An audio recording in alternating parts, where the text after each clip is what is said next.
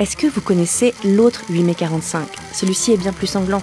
C'est le massacre de Sétif, Guelma et Kerata, considéré comme le premier acte de la lutte pour l'indépendance de l'Algérie. Cet événement qu'on peut caractériser comme le plus grand massacre de l'histoire de la France contemporaine, qui ne peut se comparer qu'au massacre de la Commune de Paris, 20 à 30 000 morts. Déjà, le contexte. C'est bien sûr celui de la victoire des Alliés sur l'Allemagne nazie, mais c'est aussi, du côté des colons, celui d'une psychose. La peur grandissante que la victoire donne des envies de liberté à ceux qu'on appelait à l'époque les musulmans d'Algérie. Côté algérien, justement, cela fait des années que les mouvements indépendantistes et autonomistes prennent de l'ampleur et que leurs leaders sont emprisonnés, comme Messali Hadj, le chef du parti du peuple algérien. Le 1er mai, des affrontements éclatent à Oran et Alger. Alors, une semaine plus tard, lors des manifestations pour célébrer la victoire à laquelle ont participé de nombreux Algériens, seuls les drapeaux des Alliés sont admis et interdiction des revendications nationalistes. Mais le 8 mai 45, à Sétif, dans le Constantinois, des drapeaux algériens s'élèvent. Des banderoles portent des slogans indépendantistes et d'autres réclament la libération de Messali Hadj. Un jeune homme brandissant un drapeau est abattu par la police. Une fusillade éclate, tuant de nombreux Algériens, tandis que des colons sont pris pour cible.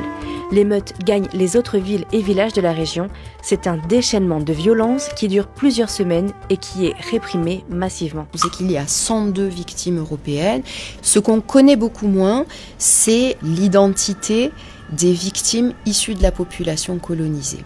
On sait que la répression a été extrêmement dure, qu'elle s'est effectuée sous la forme d'arrestations extrajudiciaires, d'exécutions sommaires. Plusieurs villages sont bombardés par l'armée, tandis que des milices de colons, organisées parfois directement par la police, ratissent la campagne et procèdent à des exécutions sommaires et massives. Les corps sont entassés dans des charniers, jetés par-dessus les ponts, parfois brûlés. Les preuves sont effacées, rendant impossible le décompte précis des morts côté musulman.